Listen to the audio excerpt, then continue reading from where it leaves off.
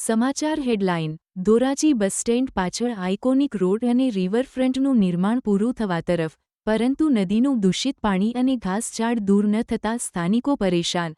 સમાચાર વિગત રાજકોટ જિલ્લાના ધોરાજી નગરપાલિકા કચેરી અને રાજ્ય સરકારની ગ્રાન્ટથી લગભગ 1.5 કરોડ રૂપિયાના ખર્ચે બનાવવામાં આવી રહેલો આઇકોનિક રોડ અને રિવરફ્રન્ટ હવે લગભગ પૂર્ણતાને આરે છે. બસ સ્ટેન્ડ પાછળ બાંધવામાં આવેલ આ આઇકોનિક રોડ અને રિવરફ્રન્ટ એ નગરની સુંદરતામાં વધારો કરવાનો ઉદ્દેશ્ય ધરાવતો પ્રોજેક્ટ છે, પરંતુ કામ પૂર્ણ થવા પહેલાં જ નગરપાલિકા તંત્રની એક મોટી ભૂલ સામે આવી છે. નદીની સાફ સફાઈ પર પૂરતો ભાર નથી મૂકવામાં આવ્યો, જેના કારણે નદીમાં દૂષિત પાણી ભરાયેલું છે અને નદીના પટમાં નાના મોટા ઘાસ તથા ઝાડ ઉગી ગયા છે.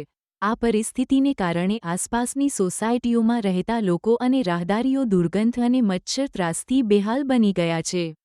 રહેવાસીઓની માનીશું તો નગરપાલિકાએ આ નદીના દૂષિત પાણીને કાયમી રીતે દૂર કરવાના કોઈ પાયાના ઉપાયો અત્યાર સુધી નથી અપનાવ્યા. સ્થાનિક લોકોના મતે આ 1.5 કરોડનો ખર્ચ સાચા અર્થમાં ત્યારે જ સાર્થક થશે જ્યારે નદીનું દૂષિત પાણી દૂર કરવામાં આવશે, ઘાસઝાડ દૂર કરવામાં આવશે અને આ સ્થાનોને નિયમિત રીતે સાફસફાઈ સાથે જાળવવામાં આવશે. રિપોર્ટર વિપુલ ધામેચા, ધોરાજી. ફરી મળશો તાજા અને મહત્વપૂર્ણ સમાચારો સાથે. જોતા રહો પ્રકોપ ન્યૂઝ, સત્યને આપના સુધી.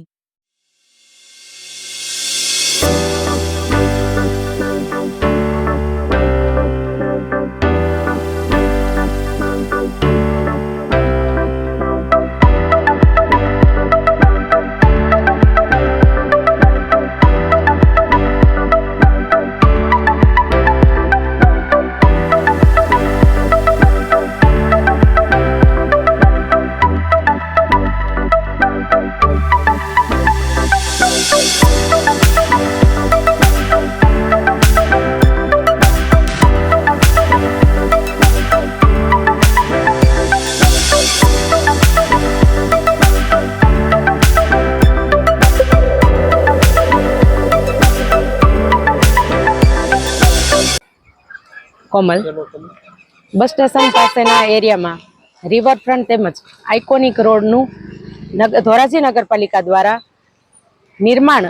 નવનિર્માણ થઈ રહ્યું છે, ત્યારે હજી આમ જનતા માટે આ રોડ ખુલ્લો મૂકવામાં નથી આવેલો. ત્યાં અમારી સરકારને નમ્ર અરજ છે કે અહીંનું જે આગળનો ભાગ છે ત્યાં ખૂબ દુર્ગંધયુક્ત પાણી છે તેમજ વોકરો અને નદી જેવું વહી રહ્યું છે, ત્યારે અનેક રાહદારીઓને આ દુર્ગંધનો સામનો કરવો પડે છે. આ દુર્ગંધયુક્ત પાણીને લીધે મચ્છરનો પણ ખૂબ જ ત્રાસ છે, જેથી કરીને અહીંયા બેસવા આવનાર વ્યક્તિને મચ્છરનો ત્રાસ પણ સહન કરવો પડે છે. તો તંત્રને, સરકારને અમારી એટલી અપીલ છે કે આ રોડ આમ જનતા માટે ખુલ્લો મૂકવામાં આવે એ પહેલા જો આગળના વિસ્તારની યોગ્ય રીતે સાફ સફાઈ કરવામાં આવે તો આ બધા પ્રશ્ન આપોઆપ હલ થઈ જાય એમ છે. Thank you. નમસ્કાર મિત્રો, મારું નામ છે વિનોદભાઈ આંબાભાઈ બેસાણીયા, હિરપરાવાડી, રાજલક્ષ્મી પાર્ક 2.